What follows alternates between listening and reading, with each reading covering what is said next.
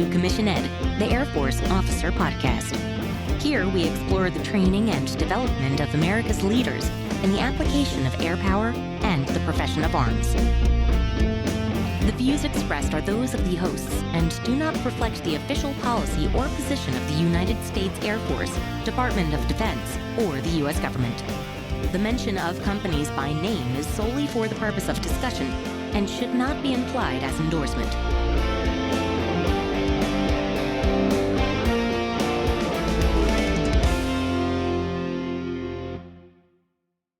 Welcome back to another episode of Commission Ed, the Air Force Officer Podcast. I am Colin Slade, and today I'm joined by Lt Col Tim Scheffler. Chef, welcome back to the show. Hey, Colin, thanks for having me back. Appreciate it. Oh, yeah. Well, you didn't screw it up last time, so we're going to give you another shot, right? Yes. No, I actually really enjoyed the interview that we did previously. For those who haven't met you before, haven't listened to your previous episode, that was a discussion around being a civil engineer, right? Right. You and I served together. We were deployed together to Al Udeid. That's where I really learned what it means to be an engineer from you. Thank you very much.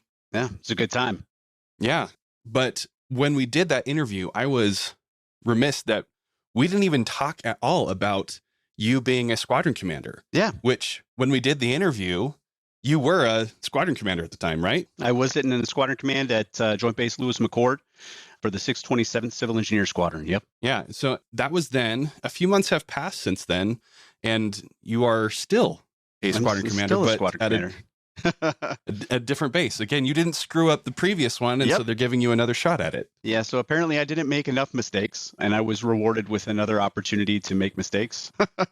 No, I was given another chance. I was asked if I want another chance, and frankly, you learn a lot as a squadron commander, and every day is another day in school. And I had the opportunity to come out here to Yokota Air Base and pick up command for the 374th Civil Engineer Squadron Commander, which is how this squadron is significantly different. It's a whole lot bigger. Yeah. It's got its own unique set of challenges and things to work through and work at. And of course, it's an entire different theater, right?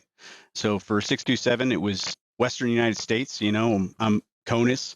Here I'm sitting in the PACAF theater, and we're looking at a theater that has a lot of regional constraints and challenges. Sure. Yeah, different theater, different place on the map, different organizational structure within the Air Force, being part of, home station, stateside kind of stuff is very different from being out there in the Pacific Air Forces or rolled up under a combatant command, PACOM there. Absolutely. Everything's different. The game is different. Yeah, very much. Well, very good. What do you say we cut on over to the episode that you're here to provide some commentary on about leading airmen from the perspective of being a commander? That's what we're here for, right? Is this series about being a squadron commander and offering some insight from your perspective that Reed and I are unable to provide just because we haven't had that experience yet. Sound good? That sounds great. All right. So we'll cut here to the episode and we'll meet you on the backside for some commentary about leading airmen. Sounds good. So, Reed, we spent some time talking about the importance of the mission that the Air Force is involved in and our role as officers in the execution of that mission.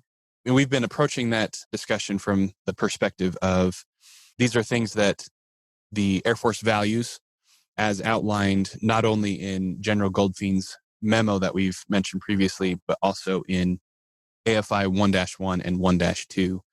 So we're following those guidelines in this discussion, moving from mission first, as we covered last week, to the leading airmen and the people always piece of that for this week. Yep, straight from the guidance in Air Force Instruction 1-2, paragraph 3.2. At all times, officers must lead by example and pay judicious attention to the welfare and morale of their subordinates. This is the second half of that mission first, people always, and it's critical we get it right. So that we can get it right, I think it's important that we begin with defining some terms, especially this all-important topic that we talk about so much, this idea of leadership. So let's get some basic definitions first. Reed, how do you personally, doesn't have to be any sort of super official definition straight out of Webster's or any sort of dictionary. How do you define leadership?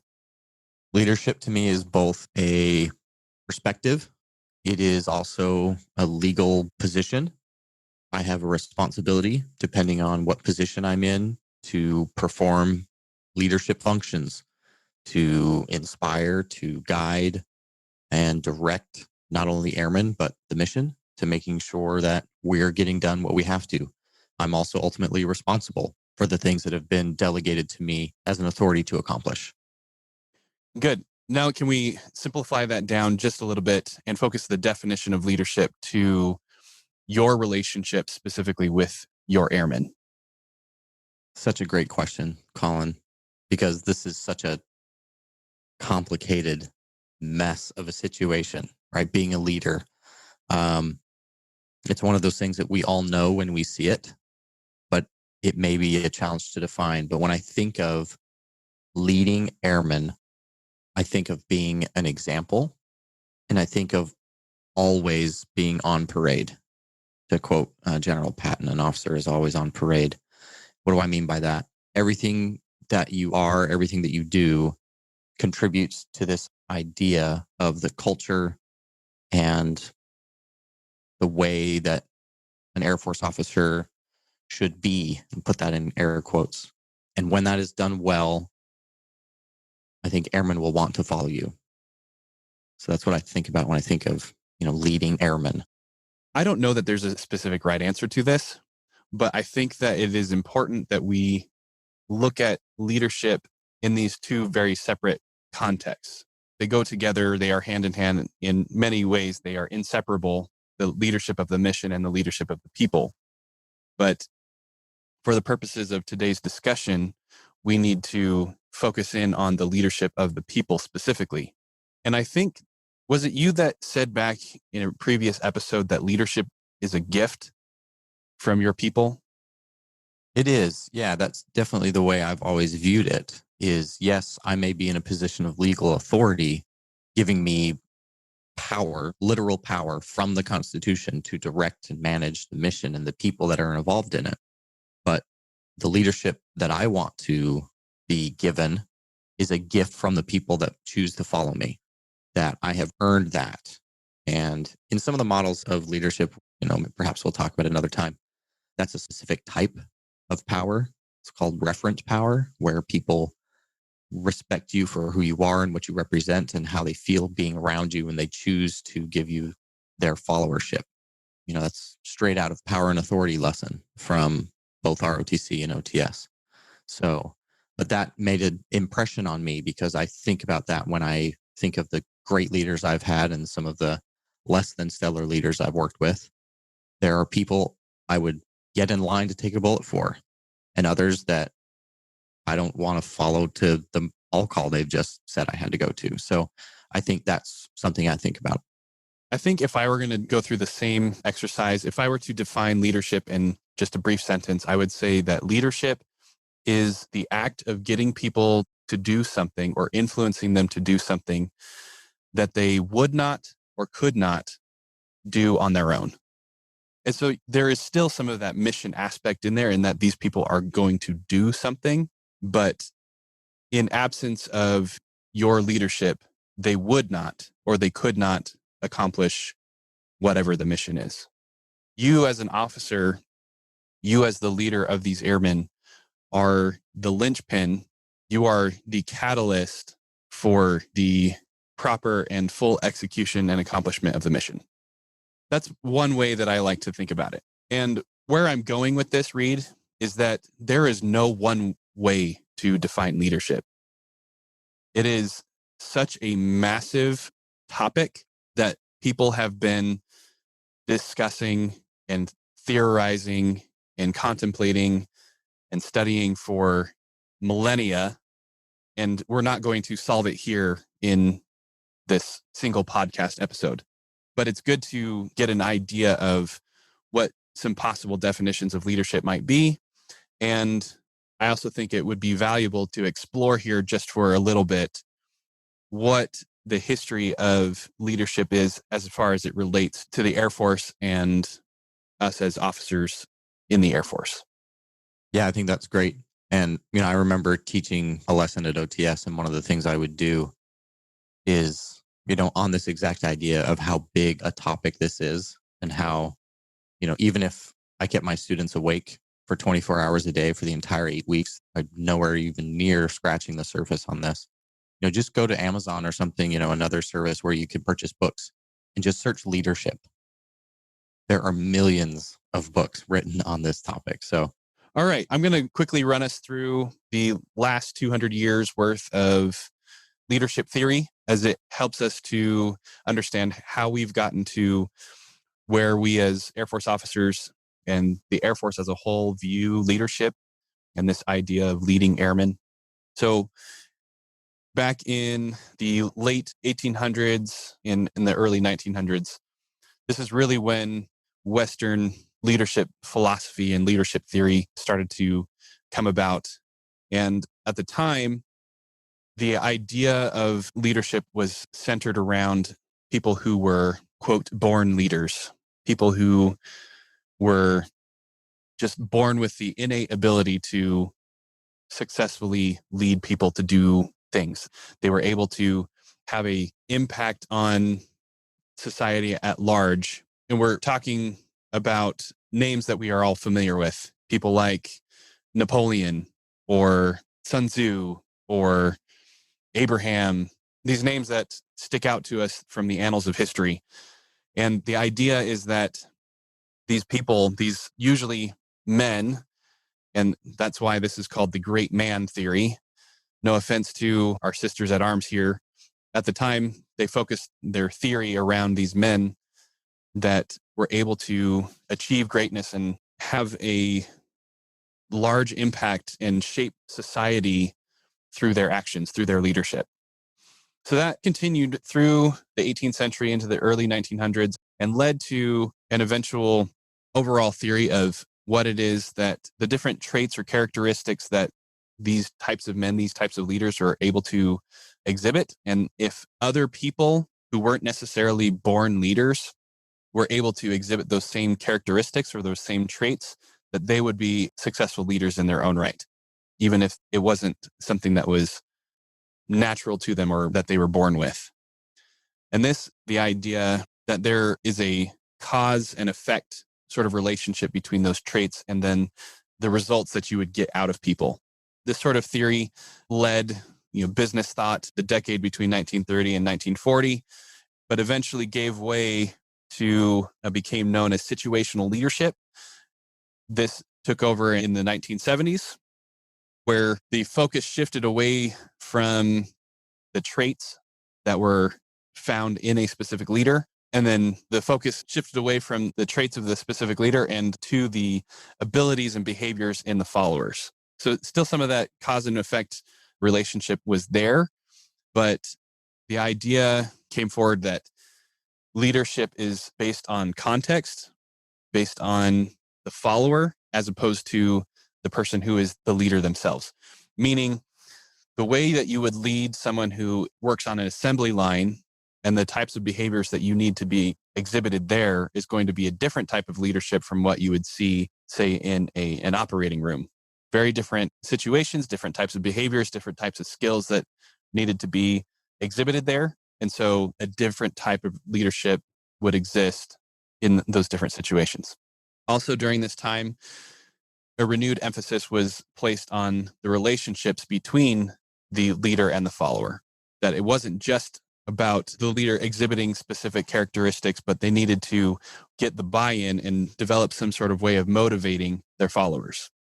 So that continued for a number of decades, this idea of situational leadership, and eventually was replaced by what is now known as the full range leadership model, or FRLM, which is what the Air Force now has adopted as its primary way of describing leadership. The full range leadership model, it takes us through a series or a spectrum of different types of leadership that move through laissez-faire type leadership, through transactional leadership, on through transformational leadership. And as you move through those different types of leadership, the leader becomes more actively involved in their relationship with the follower, and the leadership style also becomes more effective. The FRLM was adopted by the Air Force in the 2010s and has been the primary way of explaining leadership and theorizing about it in the Air Force for the last decade. The full range leadership model emphasizes the fact that leadership is dynamic, just like in the situational leadership from before. The type of leadership that you use, it will be based on the situation, will be based on the context, will be based on the followership, the mission.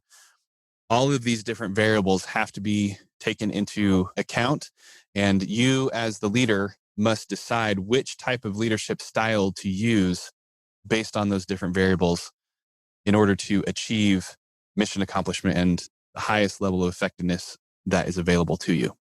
Awesome rundown, Colin. Thanks for that review. You know, something that kind of came to mind as you were running through this history of the study of leadership. The first, half of this history that you reviewed, it was very much focused on self. What can I do to be a better leader? And not really considering very much the people that you need to lead and the way they viewed the situations. I thought that was very interesting. And I find that, even with the students I had, a lot of them still had a lot of these ideas that leaders are born. It's something they are or aren't. And, officer training school was the first time a lot of them had given any serious study to the idea of developing as a leader. And what are your thoughts on why that's the case? This idea that the great man or the trait theory has persisted so much in our society? Well, I think a lot of it has to do with the way media portrays our heroes, our celebrities, the people who are the quote unquote leaders. Just take a look at the Marvel universe, for example. Captain America, Steve Rogers is a man among men. He is just naturally gifted. Never mind the fact that, he's been injected by, radioactive material and has been turned into some superhuman type of person, but the personality was there to begin with. And then, the scientist gave him the superhuman strength, but he was just born to be a leader. Same thing with Tony Stark, Iron Man, that he was just born a genius, that there was nothing he had to do in order to develop the skills of being a leader. It was always there. So I think that media has played a large role in shaping the way that we consider or that we think about who leaders are or can be. Yeah, I think that's fair. And it kind of aligns with, my thoughts, the way I've always thought about why this is, why do we still seem to be focused on this idea that's been pretty well outdated and proven antiquated a while ago. And it kind of centers around similar things, but a lot of, marketing and the economy, how it drives us to products, that espouse leadership. I take a quick look at my bookshelf right now, and I've got a number of books up there that I've read that I've liked about leadership. And they very much focus on individual people, studying individual people. The Mission, the Men, and Me, Lessons from a Former Delta Force Commander by Pete Blaber. American Generalship, The Art of Command, Edgar Puryear. Band of Brothers, The War Memoirs of Major Dick Winters. War as I Knew It by George Patton. Call Sign Chaos by Jim Mattis. The Generals by Tom Ricks. Duty, The Memoirs of a Secretary of War by Robert Gates. All of these, books that have meant something to me in my journey of trying to become a better leader have found, purchased, read, are very much centered on these ideas that stem from the great man or trait theory. Yeah, I like your list of books. I've got some of my own, if you don't mind. Sure, absolutely. Yeah, some of these I've read, some of these I've listened to, some of them I've spent large amounts of time with. Some have been just cursory looks, kind of just glancing through the information, but still there's some great leadership lessons to be learned from each of these books. Extreme Ownership and the Dichotomy of Leadership by Jocko Willink and Leif Babin. The Speed of Trust by Stephen Covey. Lincoln on Leadership by Don Phillips. The Autobiography of General Schwarzkopf, It Doesn't Take a Hero by Peter Petre. My American Journey, another biography, this time on Colin Powell by Joseph Perisco. Good to Great by Joseph Collins. The Mark of a Giant by Ted Stewart, In Praise of Deadlock by Lee Rawls, Nuts by Kevin and Jackie Freiberg, and the list could just go on and on and on. But as you mentioned before, Reed, if you do a search on Amazon or on Google just for leadership books, there's no end in sight. There's no way that you could possibly read everything. And even if you did, there's no possible way that you could understand all of that information and fully internalize it and turn it into something. What I want to say here is that leadership of people, leadership of airmen, it can be seen as a science, but the Air Force, and I think you and I would both agree that it's more of an art than it is a science.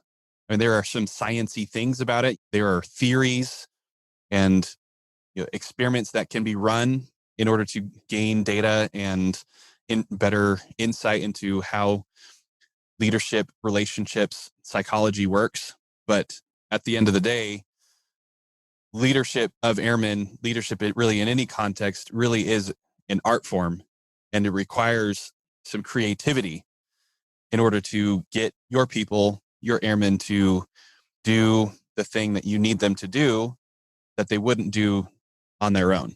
Yeah, absolutely. What this ultimately means is that you need to develop a habit of educating yourself, of reading and practicing and trying different things, not just from leadership itself, but from a wide variety of disciplines to expand your horizons and better understand how the world interacts, how you fit in the world, how your people think, how they fit in the world, recognizing that human relationships are messy at best. They are full of all sorts of known and unknown variables, and we are indeterminate equations. We are unsolvable. We are unable to completely lock down exactly how every single interaction is going to play out. And so leadership is not a science. It is an art form that you have to develop for yourself and go through this process of trying out various different things over and over and over again in all these different contexts with different people and seeing what works. Couldn't agree more. It absolutely is. We talked about bullets and bullet writing, and it only gets better with the doing. It's the same with leadership. And it absolutely takes time. And you need to be on that journey. This is not something that you can just decide, oh, today I have become a leader and I have met the mark, or I've studied enough and now I know. The scientist in me and the engineer in you, we think about this in mathematical terms, and you just can't put it into a nice, tidy equation that makes everything happy and good. So it's got to be something that you put the work into. Every situation, every person is going to be different, and you need to develop as many tools as you can to be ready when those times arrive. So, Colin, I know I kind of hinted at it, but when and how does this journey begin, and how can people know when they've arrived at the destination? The journey begins now, right now. You have to accept that in the situation that you are in at this moment, you are some type of leader. You are exerting some type of influence on the people around you. And you need to become fully aware of that and become purposeful about those interactions.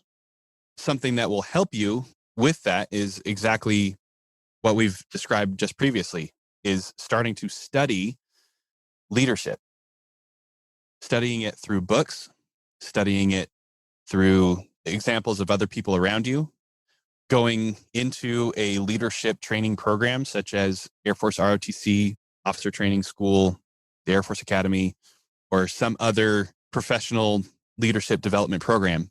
That type of thing will help you to flesh out your own personal definition and philosophy on leadership and give you the structured practice and application of leadership principles. Exactly. This is something you got to do, and you need to start now. Another part of this idea of how do I become a leader? How do I improve as a leader? A really, really important part of this is assessing self. You need to look at yourself very critically. Where am I? What kind of person am I? How did I react in that situation? Was that appropriate? What is my motivation? What gets me excited? What am I good at? What am I not good at? Those types of very critical, introspective questions need to be a regular part of your leadership development. Some tools that I've used to help me with these. There is so much to do. Life is very noisy. So I will find situations, times, places to find silence. Maybe perhaps instead, and I wouldn't advocate this too strongly, instead of listening to a podcast on your way to work in the morning. Whoa. I know. Hang on with me here. Hang with me here. Maybe for a few minutes a day, or maybe just once a week or so, don't have the radio on. Just drive in your car in silence for 10 minutes and see where your mind goes and see if you can see if that can have an impact on your life. Perhaps prayer or meditation or a walk in the woods or some other opportunity to find silence. And I've found that to be very helpful as I try to assess self. Where am I? Who am I? Am I the right kind of person, right kind of leader that I want to be? Another thing that can help is journaling, or in some other way, making a record of the daily activities or the week or the month or however you want to do that. But think deeply, sit in silence, give your mind the opportunity to look inwards and see where you are. Yeah, it's interesting that you mentioned the drive in silence. That's actually something that I enjoy quite regularly.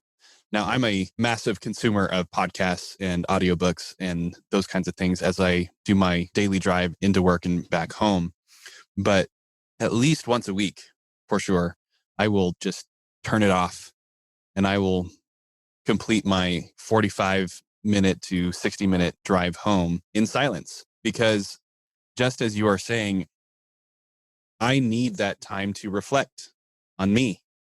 I need to ponder deeply on who I think I am against who I really am or who I want to be.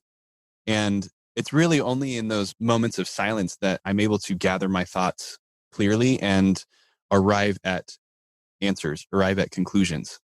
Yes, podcasts like this one and many, many others will provide you excellent information and actionable items for you to work on. The books will provide you great information, great insights, great stories to help you work on that self-assessment. But ultimately, you do have to go through the difficult and somewhat uncomfortable work of sitting with your own thoughts, working through them, and arriving at a conclusion. If you're just going through this process of letting others tell you what you're good at and what you're not good at, what your strengths and what your weaknesses are, then you're missing something. You are not involved in the process. You are letting other people dictate to you who you are or what you can be. You need to be much more self-critical on that, be personally involved in your own development. Real quick, I want to make a plug. Absolutely agree, but I do think we also shouldn't completely discount or discredit what others assess of us. I think sometimes that criticism can be the most blunt and reveal us to a large degree. So that feedback is always good. So I want to make sure that we put that plug in. Oh yeah. Obviously, we're not going to be a leader in a vacuum. Yeah. Right? Exactly. That doesn't work because you have to have a relationship with other people. There have to be other people involved in this process. Otherwise, there's no leadership. There's no followership taking place. Yep. So yes, absolutely. We need the feedback from other people. Excellent. Well, Colin, I think it might be a good idea to go through a couple examples from our careers to kind of show, times that this has been done well and times this hasn't, to kind of show folks, this is a journey and it's time to get on the path and start walking down the journey of trying to be a better leader. Who wants to go first? I nominate you. Got it. Okay. Well, I'll just get the ugly right out of the gate first. So I've got an example of a time where I used the wrong leadership tool and it had disastrous consequences. This is one of those really not proud of this moment in my career. It'll be a little disjointed. I can't give too many details trying to protect the innocent here. But the bottom line is I had an airman who was struggling with some aspect of their airmanship. And it was something that I did not struggle with. And the tool I chose to employ was from the full range leadership model. I remember having this conversation with myself like, oh, this is easy. I know exactly what tool to use in this situation. It's called the idealized influence. Colin, could you give our listeners just a quick idea of what idealized influence is when we talk about the full range leadership model? Yeah. Idealized influence comes from the transformational spectrum of leadership. The idea here is that you are setting the perfect example to your followers of the type of behavior that you want to see in them. You are the shining light. You are the beacon on the hill that they need to follow and emulate. And if they do that, they can do no wrong. A good example of idealized influence is somebody like Gandhi from Indian history. So Gandhi was constantly setting the positive example. He was a perfect role model. He was the perfect example of civil disobedience. He practiced what he preached. He never struck back. He set the example for the people of India on what they needed to do in order to achieve their independence from the United Kingdom. Awesome. Thanks. Great rundown. So this was my tool of choice. And I decided to become the perfect example of airmanship in this specific category. And I thought, surely this airman will see my amazing example and fall in line and all will be well. It didn't work out that way. Instead, this airman continued to fall short of the expectations and the standards required of an airman and ended up leading to one of my best troops and one of the best troops in our entire COCOM in this person's career field being asked to leave the Air Force.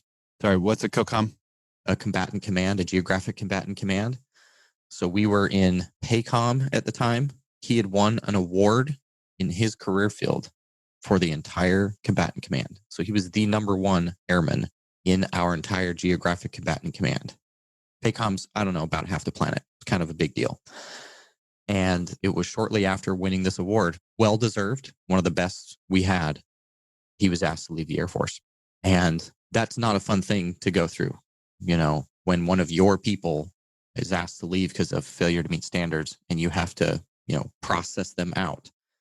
I mean, you're talking about, do you have a plan to pay the bills? Do you have a home? All those types of things, as you kick them out. And I finally got up enough gumption to ask, what I could have done better. And it turns out that my intent, which was to demonstrate excellence, turned into a demotivating factor. My thoughts were, if I just show them how it can be done, maybe that will motivate them to get their poop in a group and figure this out. And instead, the attitude this airman took was, I could never do that.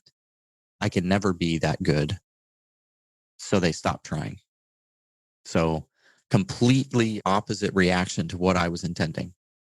And I think, aside from, a really difficult situation for everybody involved, for me, personal failure.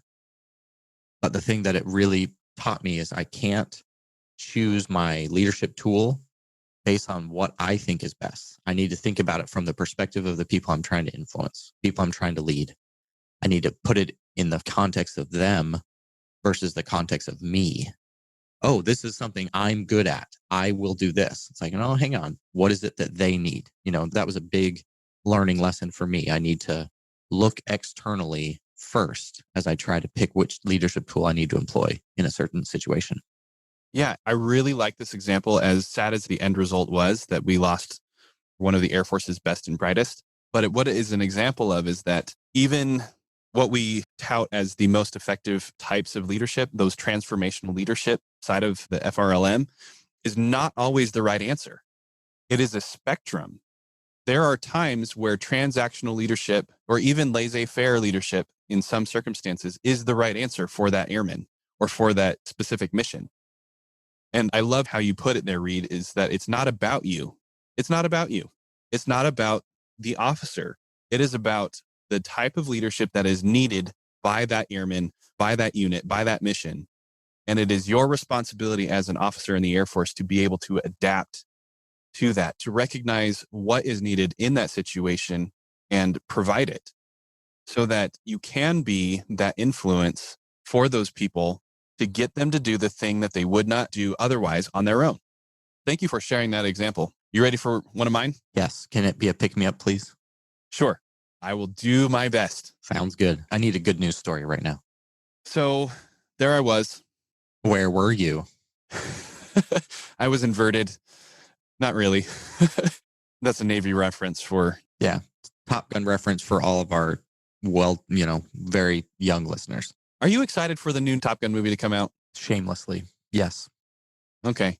I'm excited for that to come out next year and spend some time dissecting it. Yep. Shamelessly excited. Go fast, kill stuff, win, go Air Force. Even though it's a Navy movie, it's a great recruiting tool for the Air Force. But go air power. All right.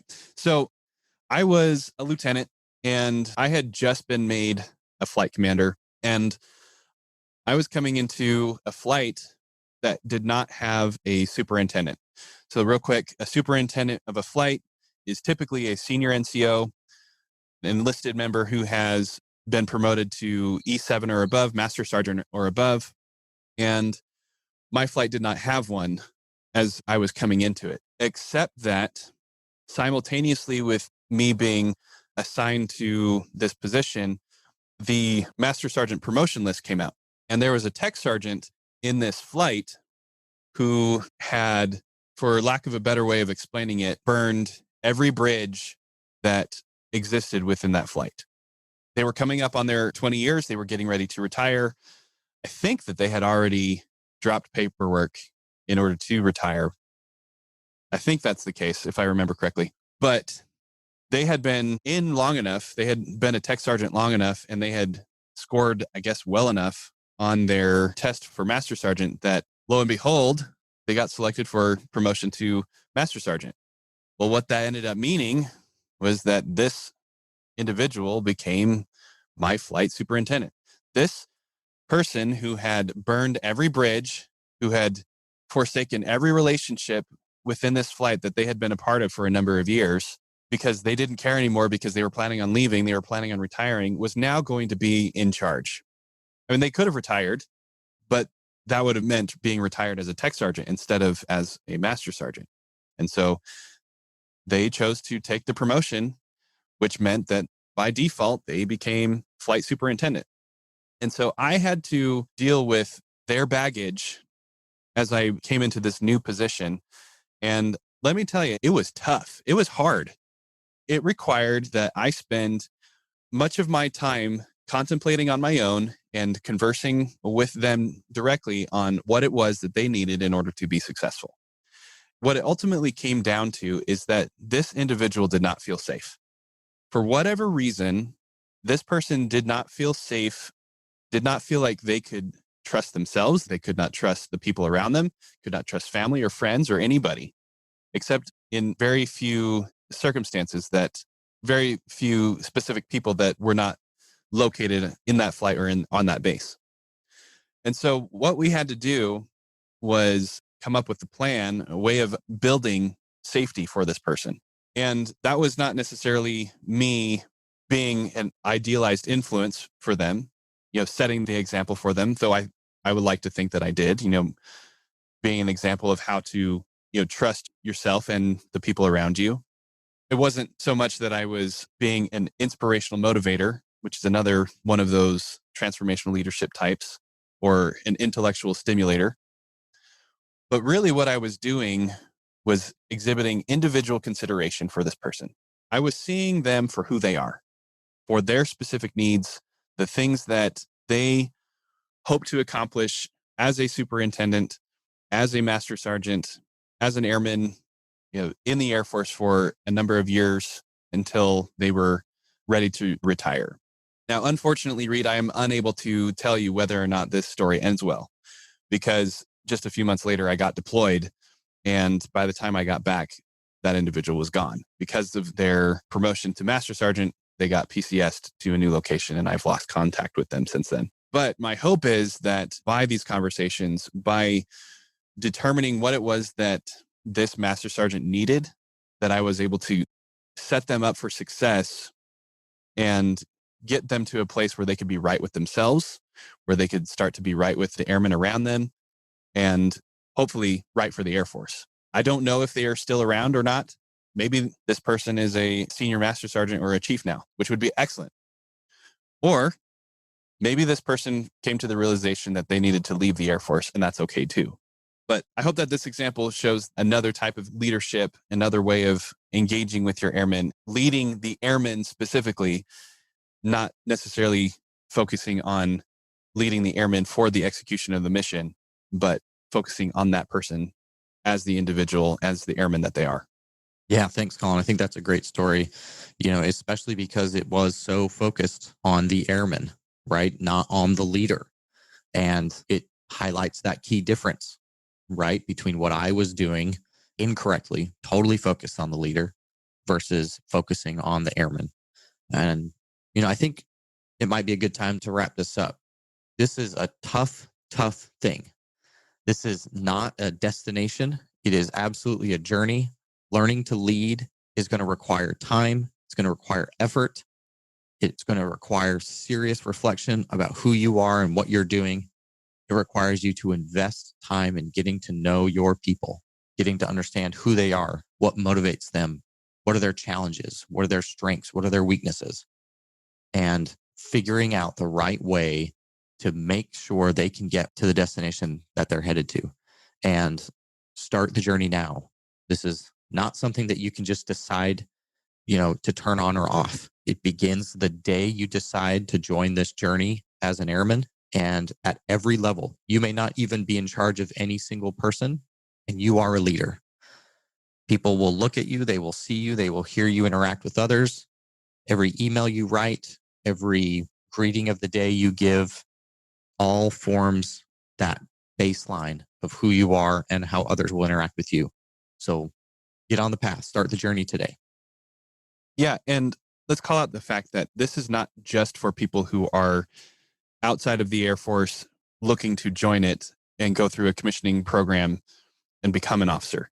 We are talking to people who are already officers in the Air Force. We are talking to company grade officers, field grade officers. We are even talking to general officers. They need to continually develop their leadership too. Now, granted, you and I are not at their level. But nope. We are not at their level. But even so, a general officer is still on this journey. They still need to continue to develop their leadership abilities, because you are never done. You will never get to the point where you can say, I have arrived as a leader. I am now a leader. It doesn't work that way. So whoever you are, wherever you are in this journey, whether you're outside the Air Force, whether you're in it, we hope that this information is useful to you. We hope that it will reignite that fire, that desire within you to improve your leadership skills specific to your ability to lead airmen. Yes, we want you to take care of the mission. The Air Force needs you to execute the mission first. But you also need to be a leader of airmen, because that is what the Air Force values. And that is how we are ultimately all going to accomplish the mission together. Anything else you want to say there, Reed? No, I think that's it, man. All right. We'll leave you all there. We hope that you have enjoyed this discussion and that you will also take the opportunity to join with us in the discussion, which you can do in our Facebook group, facebook.com/groups/Air Force Officer Podcast. You can share your thoughts there, define leadership, what it means to you, and also ask your questions. Get us all involved in helping each other become better leaders. If you have any questions, you can send those to airforceofficerpodcast@gmail.com, or you can engage with us on social media platforms. And we would also be extremely grateful if you would share this episode with other people and or leave us a rating and review on your favorite podcasting platform. Thank you for listening to this week's episode of Commission Ed. All right, Chef. The audience has had a chance now to listen to the episode, maybe for the first time, maybe since it's a rebroadcast, maybe they've heard it again. But this is a topic that everybody should revisit on multiple occasions, right? So you are the sitting squadron commander here. You are the experience in the room. Let's turn it over to you to give some thoughts on leading airmen, especially from sitting in the squadron commander seat. What is that like to be a leader of airmen? So, one of the things that I really did appreciate with both yours and Reed's discussion is you really emphasize this idea that leadership is inherently a communication activity, right? Mm-hmm. Yep. And for a communication activity, there's more than one party involved, right? So you have the sender and the receiver, and that communication has to be there, and you need feedback in that process. And any communicator understands and knows that when you're developing a message to be communicated, you have to consider your audience in that process, right? And so just like leadership, you have to consider the people that you're leading. Yeah. Right. It's contextually based, it's situationally based. And you nailed the head on the end. It's relational. Yeah. Right. There is a massive part about leadership that is relationally based. So there's this dynamic in the military where we talk about the fact that, there is a separation. We talk about fraternization as being an issue, right? But the reality is I can't lead somebody I don't have a relationship with. Right. I can't lead them if I don't understand them. I don't understand what motivates them. I don't understand what gets after them. I don't understand what excites them, what challenges them, what disappoints them. I need to understand the people. Understanding the people that you lead is incredibly important. And that's why leaders in the Air Force are going to be different, because the ethos and what makes up airmen, how we see the world, our worldview is different. Yeah. It's fundamentally different. If you look at a soldier, you look at a sailor, you look at an airman, you look at a Marine, they see the world in different ways. And that's by design, right? Absolutely. It's by design. We want them to think, in terms of air power, air-mindedness. And that is a very different way of thinking and of being than, the soldier, the sailor, the Marine. God love them. We appreciate the way that they think and do things, but it's different from us. Absolutely. And we need to understand those perspectives, right? Because the reality is at this level and above, I can't look at things simply from an airman's perspective. I need to understand that airman. I need to understand air power. I need to advocate for air power, but I have to understand the joint community. Yeah. I need to understand what my sister service is, what they're trying to accomplish, where their goals are, and where they're trying to go. And then in that way, that's Goldwater Nichols, right? That's the idea of us becoming more of a joint leader. But we have to understand first and be able to see that picture and be able to understand and build those relationships to be able to lead effectively. Yep, for sure. And some of the other things I think that you brought up in that discussion, understanding your people, huge, right? Reed talked a lot about understanding yourself. Socrates put it, an unexamined life is not worth living. Right. Yep. Right. Look through, pull yourself open, take some time to reflect, whether that be in a journal, whether it be in just quiet time, in meditation, in prayer. Like, take time to understand who you are, what motivates you, who you want to be, right? I appreciated your comments like, who am I? Who do I want to be? Yeah. Where's the delta, right? What do I need to change to be able to reach that point? And for me, you talked a lot about books. You talked a lot about reading. You talked a lot about literature. Dr. Covey, 7 Habits of Highly Effective People, right? He starts out that way. You have 3 internal victories, right? Yeah. You have the 3 external victories, and you have sharpening the saw. So he talked a lot first. You got to address the inside first. Yeah. You got to address the personal victories. You got to achieve those personal victories. And that starts with vision. Who am I? If I died tomorrow, what would I want said at my eulogy? By my wife, by my kids, by my coworkers, by my boss, by my subordinates, what I want them to say. And when you stop and you take a step back and you go, what do I want them to say? Well, I want them to say these things. Okay, is my behavior today going to make them say that tomorrow? And that's how we then have to shape how we live. So, you hit on a lot of really great things in that discussion, just in terms of leading airmen, knowing your airmen, building those relationships and the rapport with your airmen, and then knowing yourself and learning about yourself and growing. And the reality and the fact of the matter is, it doesn't stop. Right. Yep. There's no point in time where I'm ever going to say, I'm going to look back at myself and I'm going to go, Chef, you've arrived, right? Like, exactly. It's a constant growth, right? You just got to constantly rinse and repeat and learn, pick yourself up, make more mistakes, pick yourself up, move forward, and just keep going. Yeah, and that's true to any type of leadership that you experience, not just specific to the Air Force context. leadership of yourself, leadership within your family or a friend circle or something like that, leadership in the business world, if that's where you find yourself, or in academia, or it doesn't matter. Leadership is a process of learning the art. Yeah, there are some scientific things that you can pull on and bring into your leadership philosophy and practice, but it can never stop. Just as you put it, Right. It can never stop. Absolutely. You must be a student of leadership forever. Yeah. And, some people may find that really daunting, being like, holy crap, I'm never going to get there. You're right. You probably are never going to be as good as you want to be or as good as you can be. But that's okay. You're allowed to make mistakes. You're allowed to That's right. practice and try different things in order to further sharpen the saw, as it were, right? Absolutely. But I want to then put that into the command perspective as best as I understand it, and relying heavily on your experience now. Command is very much a finite thing, right? Right. Unlike leadership in general, which never stops, command is you are showing up to this base at this point in time, and you have a very definite exit from command. Right. Now, you may get multiple shots at it, but things are going to be different, just as you explained at the beginning of the episode. And so how do you prepare for that? How do you build a leadership philosophy as a commander?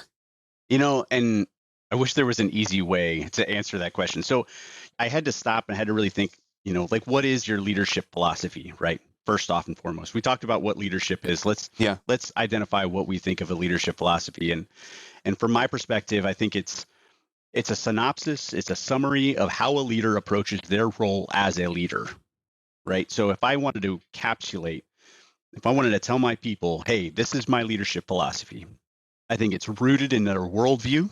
It is greatly shaped by how they see the people around them. It's a collection of firmly held beliefs and principles and values that defines how they lead or how they interact with their subordinates. And so the reason why we want it, that leadership philosophy allows subordinates to anticipate questions and understand commander's intent or the context of the commander's orders while helping that commander or that leader, that commander, communicate their vision, their goals, and obtain buy-in. That leadership philosophy sets a tone within the unit, right? That sets the climate of the unit. And the challenge is, and this goes back to evaluating yourself and getting feedback, is that leadership philosophy, what you espouse or what you say or what you communicate to your subordinates, hey, this is my leadership philosophy, might not match what you do. Right? So there's going to be a say-do gap potentially, or the video might not match the audio. Yeah. And in those situations, you need that feedback to say, okay, I need to change one of two things. I need to change the way I'm acting, or I need to change my leadership philosophy. And I need to be more transparent with my people. So when I'm approaching that situation, the first thing I did when I walked into a squadron, I sent you the presentation, right? Like, this is who I am. Yeah. I start out, I'm really honest. I'm like, hey, folks, this is my passion. This is what I have a passion about. Here are the writers, that have greatly shaped my idea or my philosophy about how I see the world. Dr. Covey, Daniel Goldman, Simon Sinek, Jocko Willink, Malcolm Gladwell, right? And a bunch of other authors. And so these people have shaped the way I see the world. They shape the way I see leadership, and they shape the way I'm supposed to interact with you. Mm-hmm. So right off the bat, I tell them that. And I also say, hey, this is who I am, right? Here's a picture of my family. These are my kids. Here's my hobbies, right? I like video games. I like music. I like helping in poverty-stricken countries, right? I like doing missions trips. I'm an avid believer in Jesus Christ, right? And I think that's important because it reminds folks, it goes back to this idea of the say-do gap, right? Simon Sinek calls it authenticity, right? And the idea of authenticity, it reminds folks, hey, I'm human. I'm human just like the rest of you, right? Yes, I'm filling the office of the commander, but the reality is I'm filling the office of the commander. I'm the dude that's sitting in the seat, and I'm just here to do the job, but I'm a human just like the rest of you. Yeah. And here's the framework by which I think, that framework being my leadership philosophy of how we're going to interact.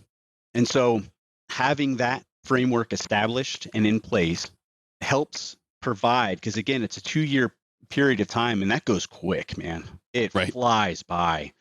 And in that 2-year period of time, it is my goal as the commander to be able to take this unit and make sure it's moving in the right direction, right?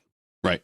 From a very dictator-like way, right? And just start making changes left and right. But the reality is we've all seen that. You've seen changes occur within an organization. I don't care if you're in the military or if you're out of the military. If you walk into an organization and you say, do this, right? And I want it to happen and I want it done tomorrow.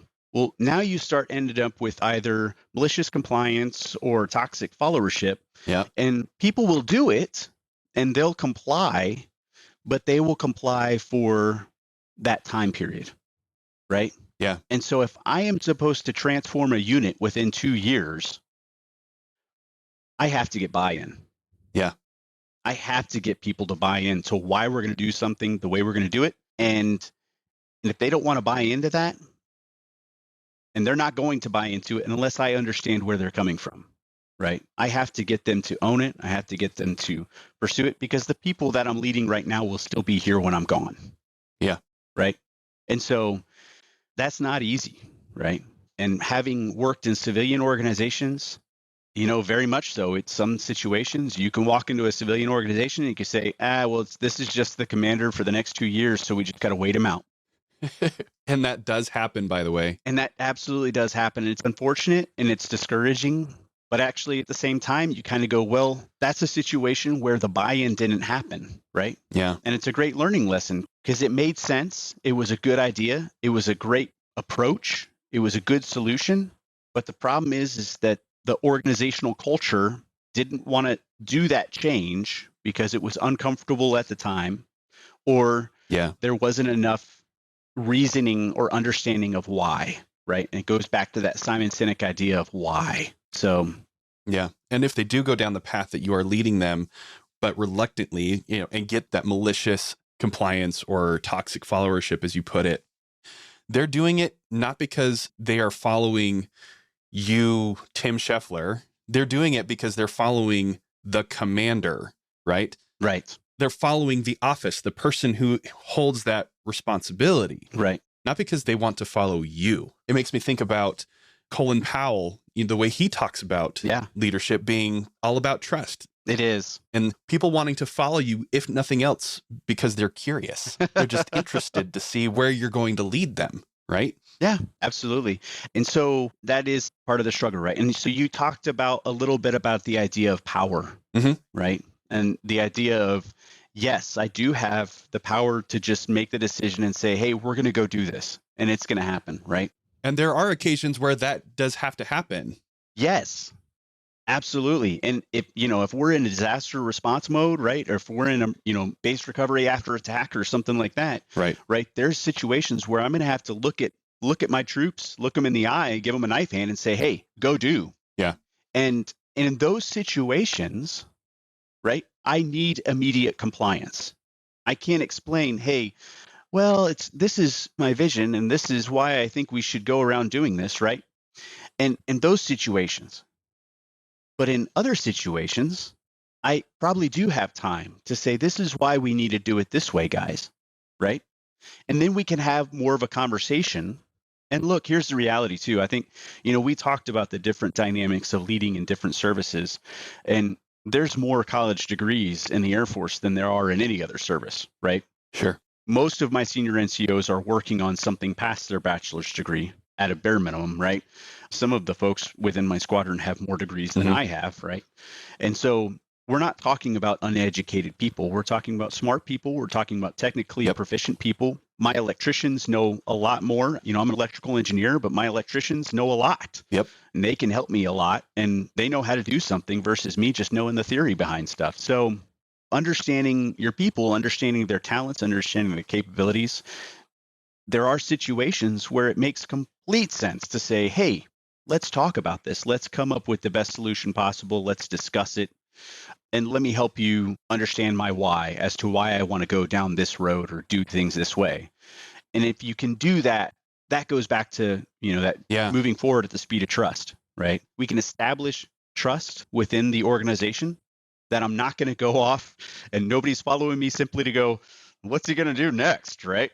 Like, they can understand why They build that authenticity. And over time, when I do have those situations where I say, hey, guys, I can't explain why, but I really need you to go do this right now. Yeah. Then there's a, hey, we've understood, we've built that trust previously. I can go out now. I don't have a problem. You got it, boss. We're out there. Yeah. And then after the fact, always do the follow-up, right? Make sure you double back with the guy. Hey, Sure. appreciate it, team. Thank you so much for moving out on this. Sorry I had to just basically throw this in your lap, but here's why. Let me give you the background. And then that, again, reaffirms that trust with your team. Yeah. And you've heard me talk about the importance of trust before. It has become foundational and central to really the message, the theme of this podcast. Trust comes from the combination of character, competence, and connection. If you're missing one of those things, you don't have trust. Right. You have something that can move people in a direction that you can lead without all three of them, without trust being there in place. But it's not going to be nearly as effective as it could be. Right.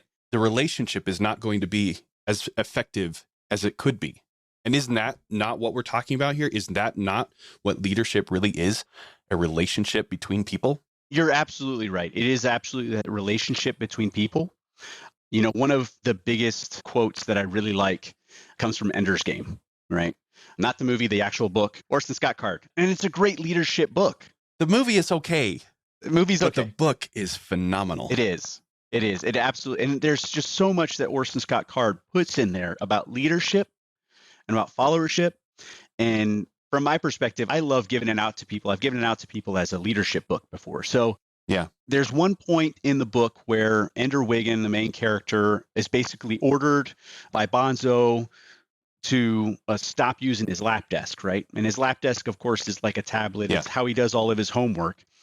And Ender's like, what do you mean I can't use my lap desk? I can't do my homework now. And he talks about it with an upperclassman, and the upperclassman's like, Ender, commanders only have the authority that you give them.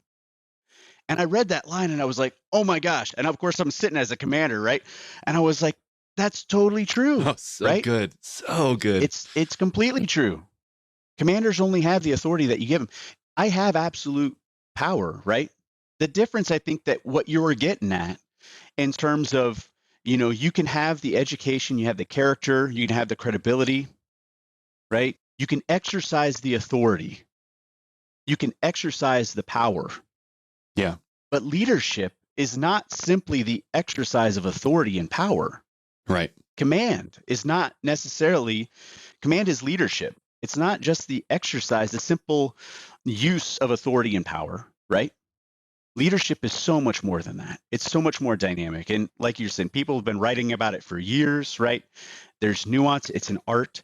It's not something that is developed and achieved. It's not perfected. It's not reached. It's something sought after because it's so situationally and contextually based. Yeah. Oh, it's so good.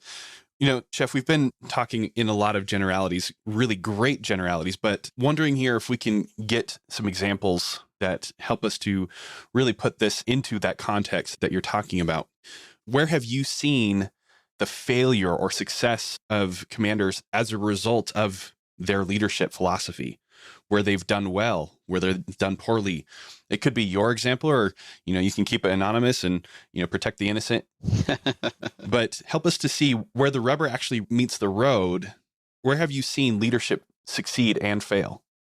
Oh, man. So, I went to Virginia Tech, right? Yep. And so I learned really quick at Virginia Tech in my junior year that just trying to get people to pursue the things I wanted them to pursue, right? I really, really wanted to be the company that was the best company in the Corps. And I thought by forcing compliance with a bunch of folks that was going to make it happen, right? Yeah. We were going to be the best company in the Corps. And I learned really quick. I was like, holy crap, I can't just make people do this, right? It's not going to magically happen. They had to want it. Mm-hmm. And enough people had to want it. That was the difference between I could force compliance so we could meet all of the check boxes. We could meet the requirement, right? But to go to that next level, to be the best, it took a lot more. It took a desire. It took a passion. Yeah. And so, I think about the Grateful Dead, right? They talk about three-piece band when the fourth guy shows up, right? That you're a musician, right? So if Yes. you've got a group of musicians and everybody is hitting right on together, everybody's in tune. And I think musically, I think scientifically, there's something there too, right? 100%. There's an amplifying effect there, right? Oh, yeah. And so you get a sound out of a three-piece band that doesn't sound like it's just three pieces. You're like, there's something else there, right? Mhm. And that's the fourth guy showing up. When you get a team that has a leader where everybody is in sync, everybody is moving out in the same direction. Not the band of NSYNC, right? No, not in sync. No, that's in sync, in sync, synchronization. Sorry, we were talking music there for a second, so had to go there.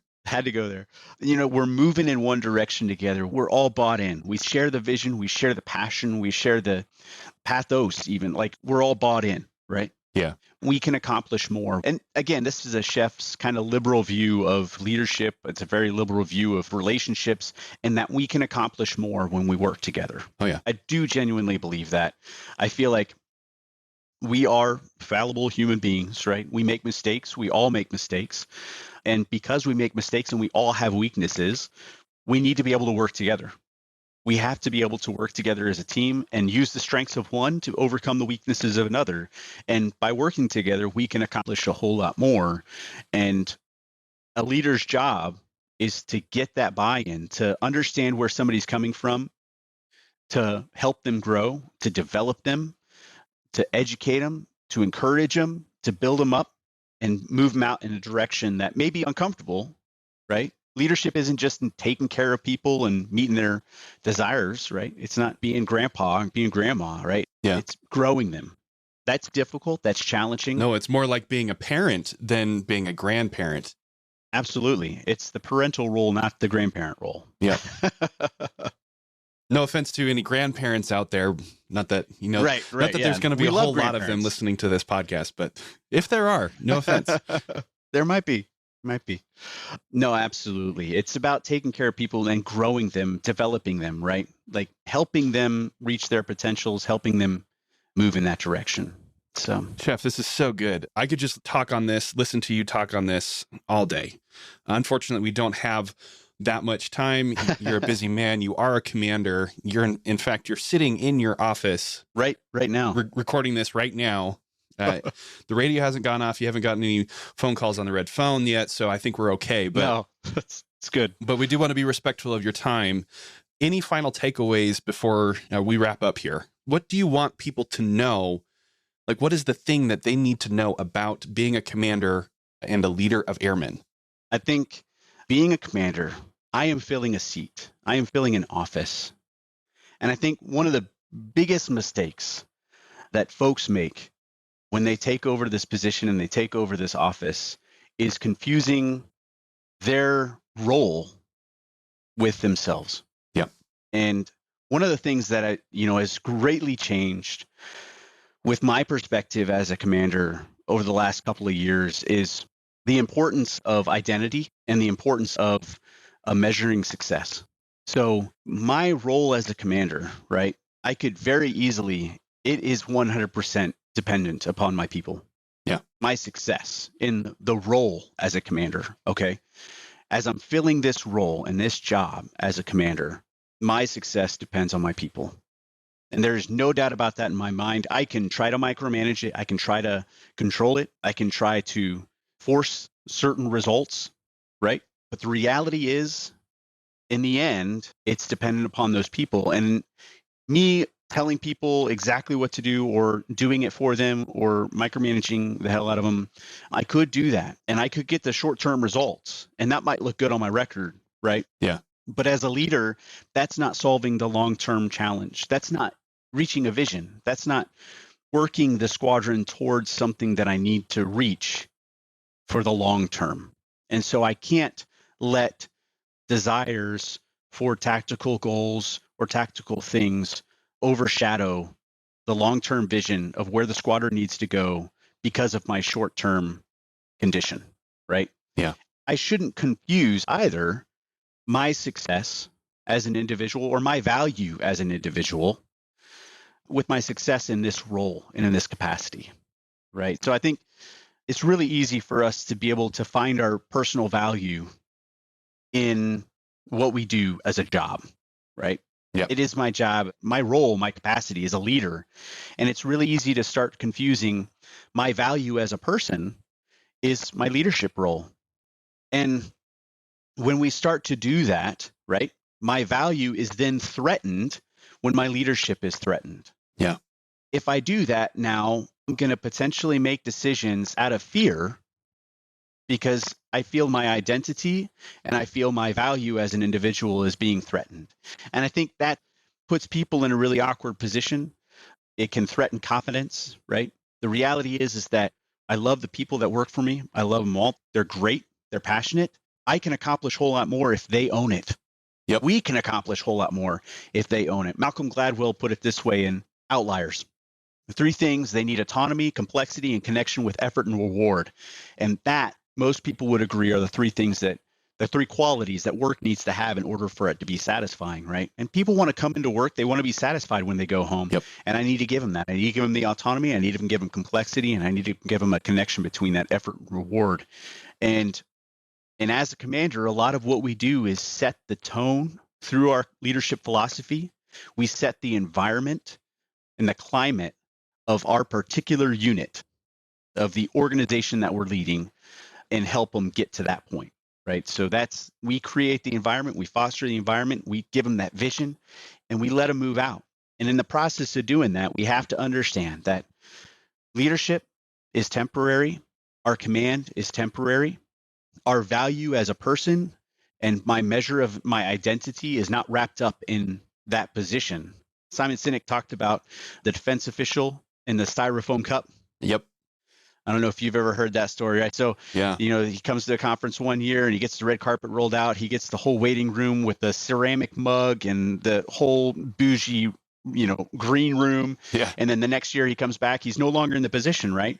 He gets basically, the styrofoam cups are right over there, bro. So that's Classic. that story from Simon Sinek. It's great, right? Like, because it's a great reminder of people aren't honoring me. Yep. They're not honoring me. They're honoring the position. Yep. The office. I need to honor that office by my character, my conduct, my leadership philosophy. I need to honor that office as much as they do. Yeah. And if I look at it in that light, my value is not the office. The office is something that I am serving.